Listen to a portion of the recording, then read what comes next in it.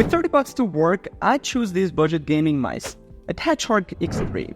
This one is shockingly light and flexible for a budget gaming mouse. I genuinely did not expect it to feel this nimble and at under 30 bucks. When I'm gaming for hours, the X3's weight makes flicks and quick movements ridiculously easy, and is comfortable for my claw grip without ever causing cramps, even with my smaller hands. Switching between Bluetooth and 2.4 GHz feels seamless, and the battery just refuses to die. I went a whole week on a single charge, which still surprises me. The PTFE feed helps it glide beautifully, but while the sensor is accurate and never spun out for me, the click latency can feel a bit sluggish if you're into super competitive FPS. The build is a premium, but it never felt flimsy, and the customizable buttons add just enough functionality for casual MMO sessions.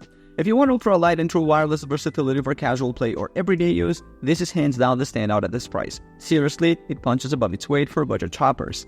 Logitech G305.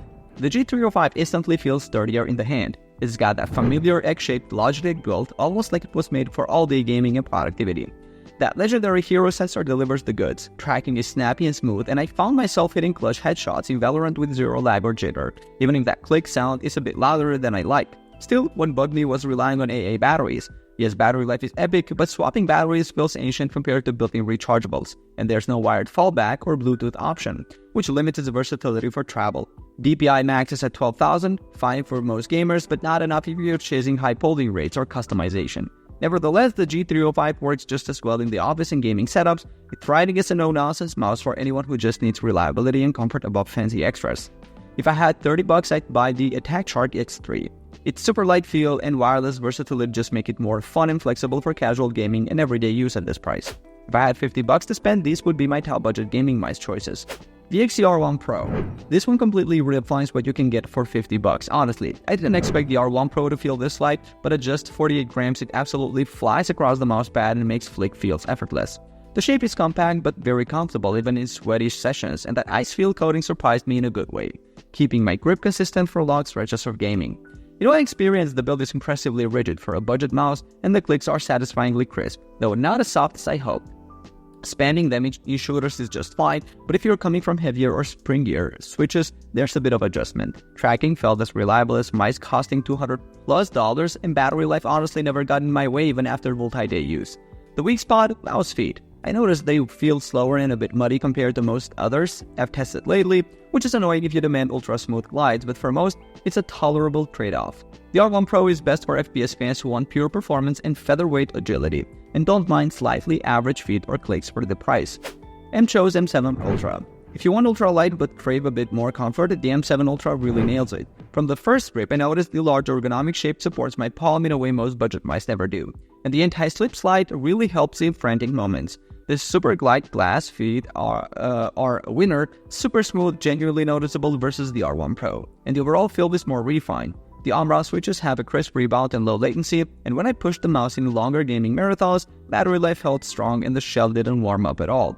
There's slight flex in the top shell if you squeeze, but for regular gaming these never bothered me, and the lightweight build always made aiming snappy. The big selling points are the crazy 8K wireless polling rate and the POT 3950 sensor. Performance genuinely feels premium when I crank up DPI and play fast-paced shooters, but it's equally comfortable from hours of everyday work. I'd say the M7 Ultra is perfect for anyone who wants buttery smooth glides and a larger ergonomic fit without sacrificing battery or responsiveness, especially claw or palm grippers with medium to large hands. Between these two, I'd buy the chose M7 Ultra, simply because the buttery glass feet and ergonomic shape make it the most enjoyable for all-day gaming and work. With just 70 bucks to spend, here's what budget gaming mice I'd pick. Skyrox V8. This one completely redefines what you can get at this price. The first time I picked up the Skyrox V8, that featherweight build instantly stood out. It's almost shockingly light, yet feels anything but cheap. I ran it through hours of frantic FPS sessions, and honestly it never got any uncomfortable or slippery, even with sweaty hands. The shape is versatile, and the matte finish adds a genuinely premium touch for budget gear. Performance-wise, every click feels razor sharp, and the 8000Hz polling made everything just respond instantly. It's the kind of latency where you never even think about it. That said, the scroll wheel isn't my favorite. It's a bit basic, and if you need Bluetooth or lots of side buttons for MMOs, you'll be disappointed here. But for pure aim and control, the V8 feels dialed in, and the build quality is a solid step above everything else at this level.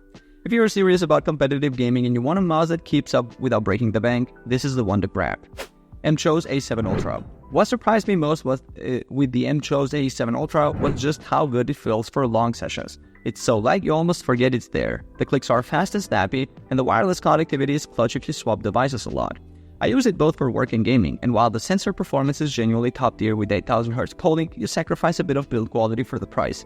There's a slight flex if you press hard, and the clicks sound a bit hollow compared to the V8.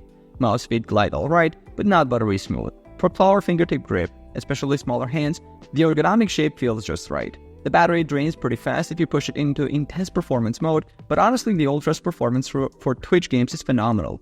And it's a versatile, super portable pick if you like traveling light or want a mouse for a laptop bag. It's ideal for competitive gamers who want max connectivity options and don't mind a little less polish in build. Between the two, I go with the Skyrock's V8. The build quality and in-game feels just win me over for competitive play, even if it means skipping Bluetooth. Here's what I'd buy if I only had $90 to spend on a budget gaming mice. Endgame Gear OP1 8KV2. This mouse is a stripped-down, raw performance machine that genuinely surprised me with its responsiveness. From the moment I plugged it in, I could feel the difference the 8000Hz polling rate makes. It's not just marketing fluff. My aim in FPS titles felt incredibly connected and raw. The shape is small and nimble, which felt perfectly for my claw grip, making the larger mice I've used feel like bricks in comparison. However, I have to be honest, this shape is not for everyone. If you have larger hands or prefer a palm grip, you'll likely find it uncomfortable. While it's wired, which might be a deal breaker for some, the performance is so immediate and the build quality is so solid that I barely notice the cable during intense gaming sessions. For the competitive player who prioritizes pure, unfiltered performance and has the right hand size and grip style, this mouse is a laser-focused tool for clicking heads. HitScan Hyperlight. The HitScan Hyperlight is one of those sleeper hits that makes you question why you'd ever pay more for a big brand mouse. What struck me immediately was its feather-light weight. It's a wireless mouse that feels almost non-existent in your hand, which is incredible for quick flicks and long gaming sessions. The clicks are light, snappy and satisfying, right up there with some of my favorite, more expensive mice. I did notice its open bottom design tends to collect dust, which is a bit of a nuisance to clean out. Also, while the wireless performance is stellar and you can have even upgrade to 8K polling with a separate dongle, the scroll wheel started to feel a bit scratchy after a few weeks of heavy use. Even with a minor issue, this is the mouse for someone who wants an ultra-light, top-tier wireless experience and is willing to trade a few creature comforts for that freedom. Between the two, I would buy the HitScan Hyperlight because its combination of wireless freedom and an exceptionally low weight is just too good to pass up for the price. Here's what I'd buy if I only had $110 to spend on a budget gaming mice.